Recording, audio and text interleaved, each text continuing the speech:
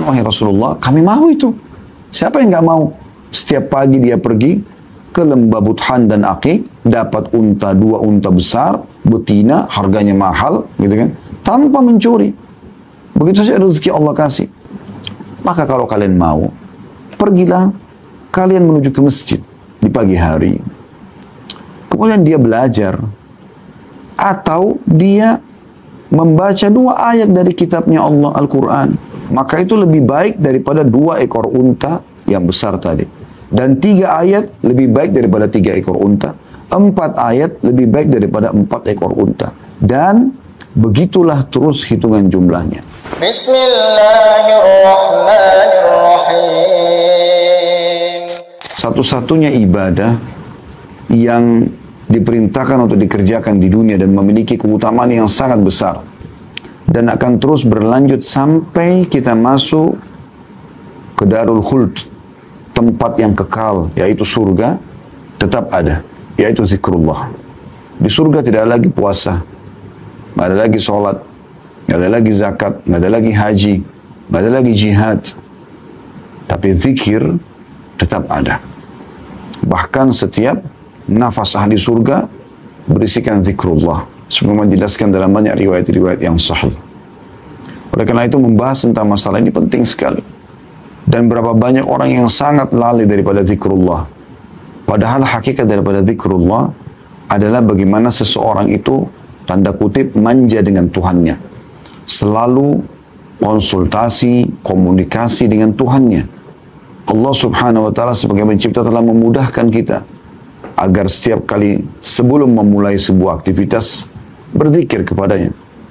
Ada zikir dan doa sebelum keluar rumah, sebelum makan, sebelum tidur, sebelum minum, sebelum memakai pakaian, sebelum berhubungan biologis, sebelum beraktivitas umumnya. Dan juga ada zikir setelah itu dengan bersyukur kepadanya. Maka Allah subhanahu wa ta'ala memang menginginkan agar kita sebagai hambanya sering dekat dengan itu, selalu dekat dengannya. Dan di antara yang paling baik adalah zikrullah. Kalau kita bicara tentang makna zikir secara global, semua yang mengingat Allah diistilahkan dengan zikir. Maka masuk dalamnya, sholat adalah zikir, doa adalah zikir, kemudian haji, umrah, jihad, bakti sama orang tua. Semua yang mengingat perintah Allah diistilahkan juga dengan zikir secara global. Namun secara khusus, zikrullah, kalau dimutlakkan secara khusus adalah lafaz-lafaz zikir yang disebutkan secara khusus seperti habis sholat, zikir pagi petang, kemudian yang berhubungan dengan aktivitas kita sehari-hari seperti mau tidur, bangun tidur, mau makan, habis makan, mau minum, habis minum, mau berhubungan biologis, mau pakai baju, buka baju, dan seterusnya. Untuk lebih jelasnya teman-teman sekalian, supaya Anda termotivasi untuk mengerjakan sebuah jenis ibadah yang Allah perintahkan, maka ada sebuah kata kunci dulu, yaitu baca keutamaannya. Dalam bahasa ceramah itu biasanya fadilah, ya, jamaknya fadail. Kalau kita mau rajin bersedekah, kita mau rajin sholat malam, kita mau rajin sholat duha, kita mau rajin bakti dengan orang tua, berzikir, berdoa, jenguk orang sakit, apa saja perintah agama, maka dianjurkan oleh para ulama membaca fadilahnya atau keutamaannya. Karena ini adalah janji-janji Allah subhanahu wa ta'ala yang tidak akan mungkin luput, pasti kita dapatkan. Dan manusia kalau dijanjikan sesuatu, kalau dia kerjakan sesuatu maka dia akan mendapatkan balasannya, mereka akan termotivasi untuk mengerjakan. Dan itulah sebabnya kenapa semua ibadah, tidak terkecuali pasti ada janji Allah subhanahu wa ta'ala di situ. Kita lihat dalam buku-buku hadis ada keutamaan atau fadilah. Ini semua adalah motivasi. Sebagaimana juga Anda kalau ingin meninggalkan satu perbuatan yang Anda anggap buruk, ya, maka kata kuncinya Anda baca ancaman Allah di dosa itu. Misalnya orang lagi riba, mencuri, menipu, berbohong, berzina, apa saja. Coba baca ancaman Allah di dosa yang sedang Anda lakukan. Maka ancaman ini akan membuat kita berhenti dari perbuatan tersebut. Minimal kita berhati-hati. Dalam masalah zikir ini kita akan buka insya Allah dengan masalah keutamaannya dulu. Tidak asing lagi banyak dalil di antaranya firman Allah subhanahu wa ta'ala dalam surah Al-Baqarah ayat 152. A'udzu billahi minasyaitonir rajim. Fadhkuruni adzkurkum washkuruli wala takfurun, kata Allah. Artinya, berzikirlah kepadaku atau ingatlah kamu kepadaku. Niscaya aku juga akan ingat kepadamu. Dan bersyukurlah kepadaku, janganlah kamu mengingkari nikmatku. Di sini ada perintah Allah Subhanahu wa taala agar mengingat kepadanya. Ya. Maka Allah juga akan ingat. Anda misalnya sekarang teman-teman panitia dari kampus Ma'had Aisyah binti Abi Bakar radhiyallahu anhuma, bagaimana kalau seandainya Anda punya atasan di kampus, ya. Ada dekan, mungkin ada rektor, ya.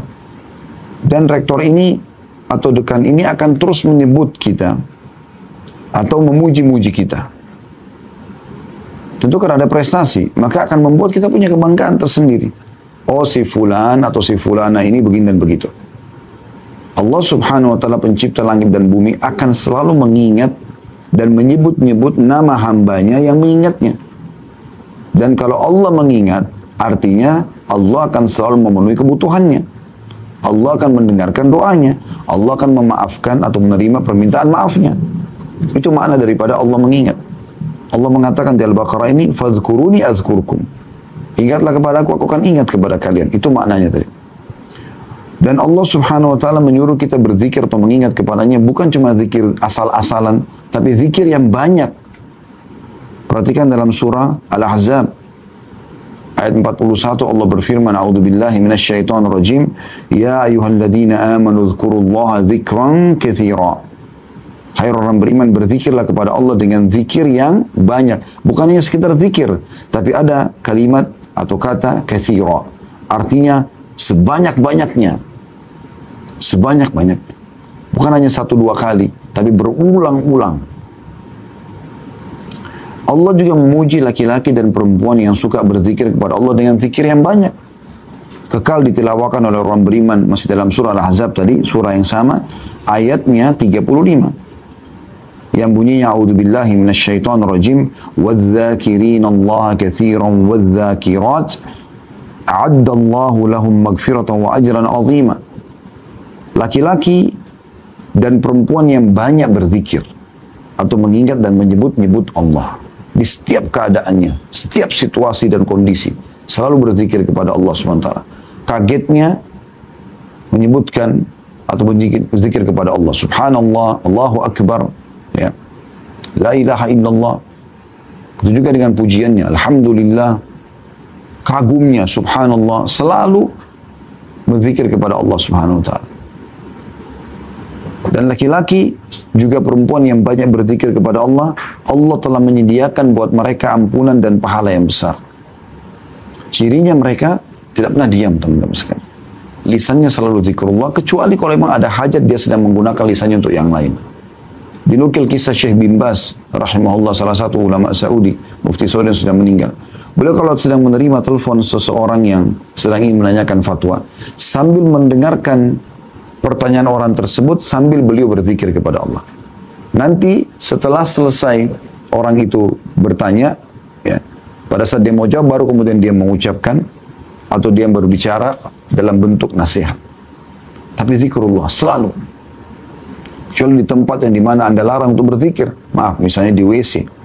Selain daripada ini, ya, alladzina yadhkurunallaha qiyaman wa qu'udan wa 'ala junubihim, orang-orang yang suka berzikir kepada Allah dalam keadaan kondisi berdiri, duduk, bahkan berbaring, setiap keadaan. Itu baru dikenal dengan orang berzikir kepada Allah dengan zikir yang banyak. Allah Subhanahu wa taala juga menyebutkan dalam surah Al-A'raf ayat 205 tentang adab dan tata krama dalam berzikir. Jadi selain banyak, ada caranya. Perhatikan di sini Allah jelaskan dengan sangat gamblang. Walaupun cuma potongan ayat atau satu ayat saja, Al-A'raf 205, tapi perhatikan adabnya. A'udzubillahi minasyaitonirrajim, wadhkur rabbaka fi nafsika tadarru'an. Ini yang pertama. Wa khifatan, 2. Yang ketiga, wadunal jahri minal qawli bil ghudwi wal asali wa la takum minal ghafilin. Ada 3 hal yang disebutkan dalam adab masalah ini.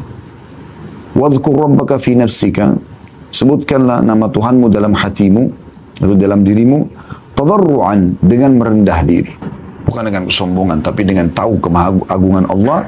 Kemudian wa khifah, rasa takut akan azab Allah, ya, takut kurangnya amal. Dan wadunal jahri minal qaul, ini poin yang perlu digarisbawahi. Dan tidak mengeraskan suara, tidak teriak-teriak. Banyak orang berzikir kepada Allah, tapi teriak-teriak. Sampai pernah ada sahabat Nabi, pada saat Nabi SAW mengajak mereka menembus atau sampai ke benteng Khaybar, benteng orang Yahudi. Mereka teriak dengan suara keras, Allahu Akbar, pada saat tiba di depan benteng. Padahal ini musuh sedang di depan mata, memang saatnya bertakbir gitu. Maka kata Nabi SAW, kecilkan suara kalian. Bukan harus ya teriak-teriak seperti itu. Karena yang sedang kalian sebut ini bukan zat yang tuli. Begitu juga dalam satu waktu perjalanan Nabi SAW mengatakan, pulang dari peperangan, kalau kalian sedang menukik, bertakbirlah. Kalau kalian sedang turun, ya, bertasbihlah. Maka ada seorang sahabat pada saat lagi menukik untanya di gurun pasir, teriak Allahu Akbar. Kata Nabi SAW, kecilkan suara. Karena yang sedang kau panggil bukan zat yang tuli, maha mendengar, tahu apa yang dizikirkan. Maka ada adabnya, nggak boleh teriak-teriak. Bagaimana Anda kalau ketemu dengan orang yang Anda hormati lalu Anda teriak-teriak? Mungkin Anda diusir. Ada adab. Boleh ada suara, bukan tidak boleh, tapi jangan sampai berteriak-teriak. Lalu kata Allah, di waktu pagi dan petang. Maknanya, sepanjang pagi sampai menjelang petang, dan sepanjang petang sampai menjelang pagi lagi. Jadi tidak ada waktu untuk tidak berzikir gitu. Dan jangan kamu termasuk orang-orang yang lalai. Maknanya jangan ada detik-detik hidupmu di mana kau tidak isi dengan zikrullah. Perhatikan ini, bagaimana Allah menitik beratkan masalah pentingnya zikir itu. Kita dengarkan hadis Nabi SAW. Yang pertama adalah hadis yang diriwayatkan oleh Bukhari, jilid 11 halaman 208. Yang berbunyi, kata beliau sallallahu alaihi wasallam, "Mathalul ladzi yadhkuru rabbahu wal ladzi la yadhkuru rabbahu, mathalul hayyi wal mayyit." Perumpamaan orang yang berzikir kepada Tuhannya dan yang tidak berzikir seperti orang yang hidup dan orang yang mati. Perhatikan, orang yang hidup bisa bergerak, bisa beraktivitas, bisa ngobrol, bisa melihat, bisa mendengar, bisa segala macam. Orang mati tidak bisa buat apa-apa. Saya subhanallah hari Jumat yang lalu, 2 pekan yang lalu, sempat sholat Jumat di dekat kantor. Ada jenazah yang mau disolatin selepas Jumat. Diletakkan jenazah itu di bagian teras masjid, tapi di sebelah jenazah itu masih ada soft sholat. Karena kalau ditaruh di dalam akan memakan soft gitu. Tapi saya duduk di belakang orang yang duduk di sebelah geranda jenazah itu, dan khutbah Jumat berjalan. Sedang terjadi. Sedang dikumandangkan. Maka saya melihat subhanallah, di sebelahnya orang hidup masih bisa mendengarkan khutbah, masih bisa mengambil manfaat, masih tercatat pahalanya, gitu kan? Sementara di sebelahnya sama dengan manusia juga, sama dengan dia manusia, tapi sudah mati, nggak bisa buat apa-apa lagi. Mungkin dia masih mendengar, tapi sudah tidak bisa berbuat apa-apa, tidak bisa lagi beraktivitas. Maka beda sekali antara orang hidup dan orang yang mati. Maka itu perbedaan antara orang yang berzikir dengan orang yang tidak berzikir. Orang yang malas berzikir, teman-teman sekalian, akan masuk dalam kategori orang yang lalai. Akhirnya, kelalaian ini ditunggangi oleh syaitan. Ingat, kemaksiatan hanya akan terjadi di saat kita lalai atau ada waktu lowong. Kapan orang sibuk nonton sinetron, nonton film, dan lain-lain? Karena waktu lowongnya banyak. Nah, dia harus diisi dengan hal-hal yang bermanfaat. Saya pernah hadir dalam majelis Dr. atau Profesor Dr. Abdul Razak Al-Abbad, hafizahullah. Salah satu ulama kita yang masyhur, ada mengajar sekarang di Masjid Nabawi dan juga mengajar di kampus kami di Madinah. Saya subhanallah datang sholat subuh di Masjid Nabawi waktu itu, pas selesai umrah, bersama beberapa jamaah. Kadang-kadang saya ajak jemaah laki-laki untuk hadiri halaqah masyayikh atau halaqah para ulama yang ada di sana. Di antara majelis beliau gitu, selepas subuh ada. Dan sempat beliau menyinggung tentang masalah zikir keluar kamar mandi. Bacanya sederhana kan, Ghufranak, pengampunanmu hai Tuhanku. Tapi ada sesuatu yang peka yang saya tangkap, sebuah hikmah yang beliau sampaikan. Beliau mengatakan, kenapa orang harus membaca Ghufranak, pengampunanmu? Tidak semua orang berbuat dosa di kamar mandi atau di WC, gitu kan? Tapi orang kalau berbuat dosa lebih layak baca ini. Kalau orang tidak buat dosa, umumnya orang maaf, buang air kecil, buang air besar, orang mandi, orang wudu, keluar kamar mandi tetap baca Ghufranak, pengampunanmu. Ada apa sebenarnya? Beliau mengatakan di antara hikmahnya adalah karena bisa saja orang kau lagi di kloset, semoga Allah muliakan kita ya. Ini kita orang-orang Arab biasa kalau menyebutkan tentang kloset, tempat buang hajat ini, mereka mengatakan dengan doa semoga Allah muliakan kita ya. Karena di situ dianggap tempat yang terhina gitu. Maka pada saat itu kata beliau, ada waktu detik di mana kita tidak bisa berzikir. Karena di kloset kan kita tidak bisa berzikir. Itu sudah cukup dianggap kelalaian. Oleh karena itu pada saat kita keluar kita membaca ghufranak. Bagaimana dengan orang yang maaf sambil di WC, sambil merokok, sambil tonton sesuatu yang tidak baik atau apa saja misalnya. Maka itu lebih pantas untuk mengucapkan ghufranak. Tapi di sini kita lihat kepekaan dengan tidak sempat berzikir saja di kloset karena memang tidak boleh, nggak boleh jawab salam, nggak boleh zikrullah, nggak boleh, gitu kan. Maka sudah cukup kita memohon ampun kepada Allah Subhanahu wa taala. Kemudian dalam hadis yang lain, ini keutamaan yang sangat luar biasa. Renungi baik-baik, ikhwan dan akhwat sekalian, rahimakumullah, tentang hadis ini. Tentu hadis tadi yang sebelumnya masih ada yang menguatkan ya, yaitu hadis, saya sebutkan dulu penguatan hadis yang tadi sebelumnya ya, tentang masalah perumpamaan orang yang berzikir kepada Allah atau Tuhannya dengan orang yang tidak berzikir seperti orang hidup dan mati. Ada riwayat lain, dalam riwayat Imam Muslim, "Mathalul baitil ladzi yuzkarullahu fihi wal baitil ladzi la yuzkarullahu fihi, mathalul hayy wal mayyit." Perumpamaan rumah yang di dalamnya ada zikir atau diingat Allah dengan rumah yang tidak diingat Allah, maka seperti orang mati dan orang hidup, seperti kuburan dan rumah orang yang hidup gitu. Ya beda sekali. Ada kehidupan dalam rumah orang-orang yang hidup itu, ada gerak ya. Hadis yang kedua, yang hadis mulia ini yang saya katakan coba dihafal, difahami baik-baik, hadis ini luar biasa ya. Kata Nabi SAW, "Ala unabbi'ukum bi khairi a'malikum." Maukah aku tunjukkan kepada kalian perbuatan kalian yang paling baik? Makna paling baik adalah paling besar pahalanya. Wa azkaha 'inda malikikum. Dan paling suci di sisi raja kalian. Maksudnya paling Allah muliakan amal soleh itu. Wa arfa'iha fi darajatikum, dan yang paling cepat mengangkat derajat kalian di sisi Tuhan Allah SWT, di sisi Allah SWT. Wa khairi lakum min infaqiz zahabi wal waraq, atau wal wariq ya. Dan lebih baik lagi daripada kalian menginfakkan emas dan juga uang. Wa khairi lakum min an talqaw aduwakum fatadribu anaqahum wa yadribu anaqakum. Bahkan lebih baik daripada kalian berperang menghadapi musuh kalian, kalian membunuh mereka atau mereka membunuh kalian. Kan kita kalau masuk medan perang kita membunuh musuh, dalam sebuah hadis yang sahih kata Nabi SAW, tidak akan bersatu seorang mukmin dengan orang kafir yang dia bunuh di medan perang. Sementara kalau kita terbunuh kita mati syahid. Ini keutamanya besar. Perhatikan ya. Khairi amal, amal yang paling baik. Azka amal, paling suci ya. Arfa'iha fi darajat, yang paling cepat mengangkat derajat. Khairi min infaqid dhabi wal warik ya. Lebih baik daripada infak dengan emas dan uang. Wa khairi lakum min an talqaw aduwakum fatadribu anaqahum wa yadribu anaqakum. Lebih baik daripada jihad, intinya itu. Qalu bala ya Rasulullah. Para sahabat langsung merespon, tentu ya Rasulullah. Amal apa itu? Amal yang luar biasa ini. Maka Nabi SAW mengatakan zikrullahi ta'ala, mengingat Allah dengan lisan di sini ya. Diriwayatkan oleh Tirmidzi di jilid 5 halaman 459 dan juga Ibnu Majah jilid 2 halaman 1245. Demikian pula dengan hadis Abdullah bin Bushyr radhiyallahu anhu, bahwa seorang laki-laki pernah berkata kepada Nabi SAW, "Ya Rasulullah, sesungguhnya syariat Islam telah banyak bagiku. Oleh karena itu, ajarkan aku sesuatu yang bisa aku berpegang teguh." Artinya yang bisa mendapatkan paling banyak pahala dari semua amal-amal itu. Maka kata Nabi SAW sebuah nasihat yang ringkas. "La yazalu lisanuka ratban min dzikrillah." Hendaklah lisanmu selalu basah dengan zikrullah. Ini amal yang paling mulia di sisi Allah Subhanahu wa ta'ala. Kalau orang berzikir kepada Allah, Allah juga selalu mengingatnya sebagaimana sudah kita ingatkan tadi ya. Dan hadis yang menjelaskan masalah itu adalah hadis yang sahih.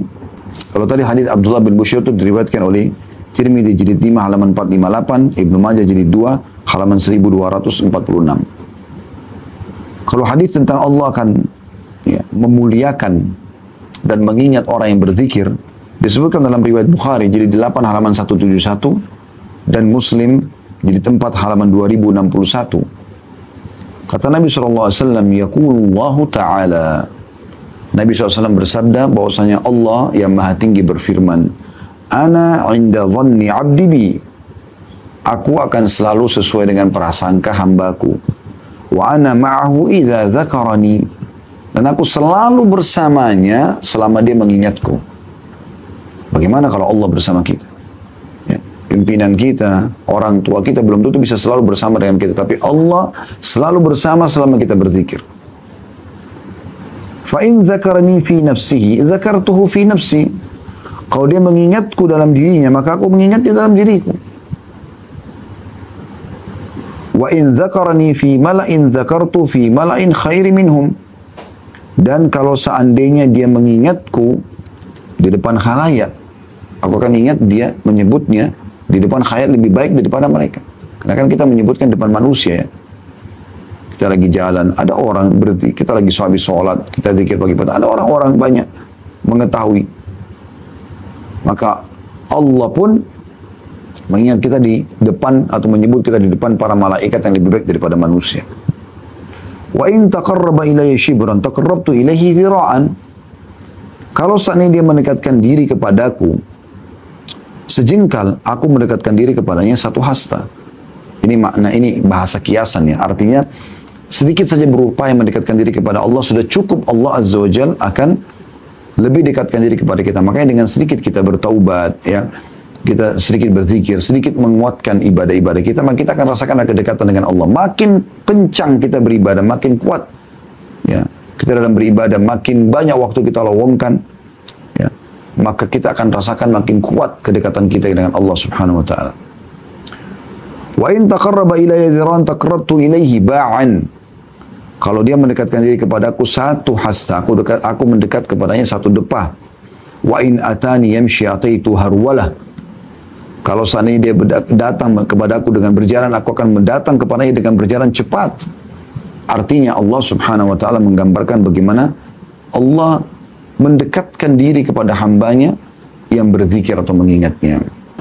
Dan termasuk dalam zikrullah ini adalah membaca Al-Quran. Ada sebuah riwayat yang unik sekali kalau menurut saya. Riwayat ini diriwayatkan oleh Imam Muslim di halaman 553. Dari Uqbah bin Amir radhiyallahu anhu, dia berkata, kharaja Rasulullah sallallahu alaihi wasallam wa nahnu fi suffah. Satu hari Rasulullah SAW pernah keluar menemui kami sementara kami di Suffah. Suffah ini ada sebuah tanah yang Nabi SAW bebaskan di belakang rumah beliau, bisa menampung sampai sekitar 300 orang sahabat. Ada bangunan ringan di situ dan di situ ditempati oleh para penuntut ilmu yang tidak mampu. Faqala ayyukum yuhibbu an yaghduwa kulla yawmin ila buthana aw ila aqiq. Siapakah di antara kalian yang suka ya, setiap hari, setiap pagi dia pergi ke Buthan atau Aqiq? Ini dua lembah. Ya, dua lembah di Madinah ya. Di sini tidak ada penghuninya di zaman Nabi SAW. Karena Aqiq ini dan Buthan dihuni umumnya di zaman Uthman bin Affan. Karena penduduk Madinah sudah mulai lebih banyak gitu ya. Waktu itu masih kosong. Dan di situ sering banyak unta liar yang lewat, tidak ada pemiliknya. Gitu. Fayati minhu binaqataini qaumawaini fi ghairi ithmin wala qati'atir rahim. Lalu dia membawa pulang dari kedua lembah tersebut dua ekor unta yang keduanya memiliki punuk besar tanpa ada dosa dan tanpa memutus silaturahim. Bukan curian, bukan juga mengambil hak kerabatnya. Tiap hari dia pergi, dia dapat dua unta. Kalau unta, di sini dikatakan naqataini qaumawain, dua unta. Naqa ini unta betina ya, biasanya ini yang mahal. Qaumain yang sudah ya besar, punuknya sudah besar, ini mahal sekali. Mahal sekali. Belasan ribu real gitu ya. Bahkan sampai puluhan ribu real biasa harganya. Jadi mungkin kita bisa puluhan juta, bahkan sampai ratusan juta harganya. Dia tiap hari dapat itu. Maka faqulna ya Rasulullah nuhibbu dzalik. Kami pun mengatakan, wahai Rasulullah, kami mau itu. Siapa yang nggak mau? Setiap pagi dia pergi ke lembah Buthan dan Aqiq, dapat unta, dua unta besar, betina, harganya mahal, gitu kan? Tanpa mencuri. Begitu saja rezeki Allah kasih. Qala, afala yagdu ahadukum ilal masjidi faya'lam aw yaqra ayataini min kitabillahi azza wa jal khairun lahu min naqatain wa thalathun khairun lahu min thalath, wa arba'un khairun lahu min arba'a, wa min a'dadihinna minal ibil. Maka kalau kalian mau, pergilah kalian menuju ke masjid di pagi hari. Kemudian dia belajar, atau dia membaca 2 ayat dari kitabnya Allah, Al-Quran.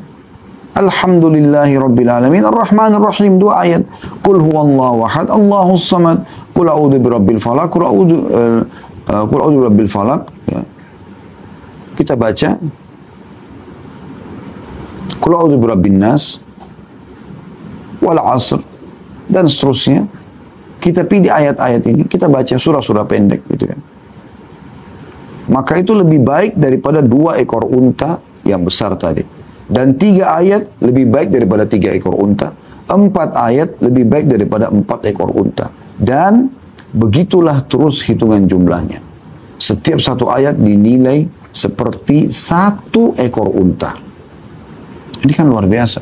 Dan kalau kita mau kaji tentang keutamaan zikir ini luar biasa. Sampai Imam Nawawi tulis khusus kitab tebal, judulnya Al-Adhkar. Tebal sekali buku itu. Ratusan lembar kalau sudah terjemahan bahasa Indonesia ya. Hanya membahas tentang keutamaan zikir dan juga macam-macam zikir yang harusnya dibaca. Karena besarnya keutamaan.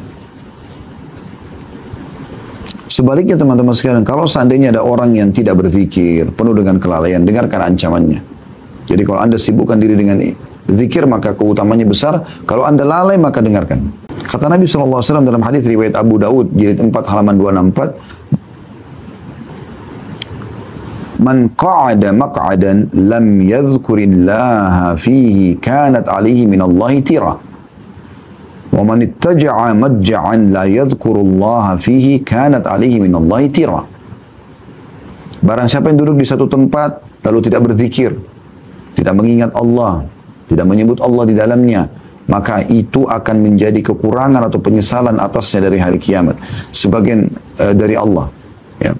Sebagian ulama mengatakan bisa Allah siksa dia. Dan barang siapa yang berbaring di satu tempat lalu tidak berzikir atau mengingat dan menyebut Allah, maka itu menjadi kekurangan dan penyesalan baginya pada hari kiamat. Di dalam hadis yang lain, untuk lebih menjelaskan makna tirah ya.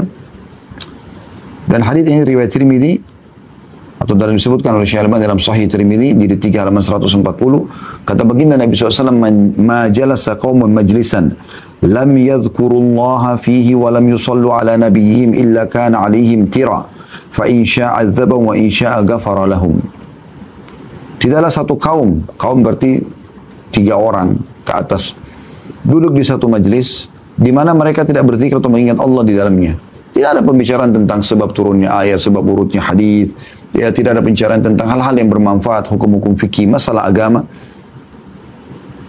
Dan tidak baca salawat kepada Nabi SAW. Makanya biasanya dimulai dengan Alhamdulillah wassalatu wassalamu ala Rasulillah. Minimal begitu. Kecuali akan menjadi kekurangan atau penyesalan atas mereka. Jika Allah berkehendak, Allah akan menyiksa mereka. Jika Allah berkehendak, maka Allah akan mengampuni mereka. Itu makna tirah. Jadi bisa saja Allah berikan kepada mereka hukuman. Dalam hadis yang lain lebih tegas lagi riwayat Abu Daud. Ya. Di jilid 4 halaman 264 dan disahihkan oleh Syekh Al-Albani dan diriwayatkan Imam Ahmad jilid 2 halaman 389. Kata baginda Nabi SAW, ma min qaumin yaqumuna min majlisin la yadhkuruna Allah fi illa qamu am mithli jifati himar wa kana lahum hasrah. Tegas sekali ya.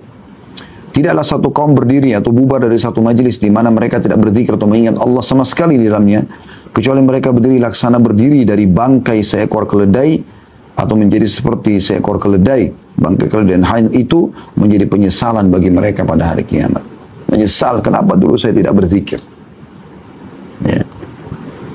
Ini keutamaan dan juga sekaligus ancaman tentang masalah zikrullah. Ya. Maka jangan main-main dengan soal ini.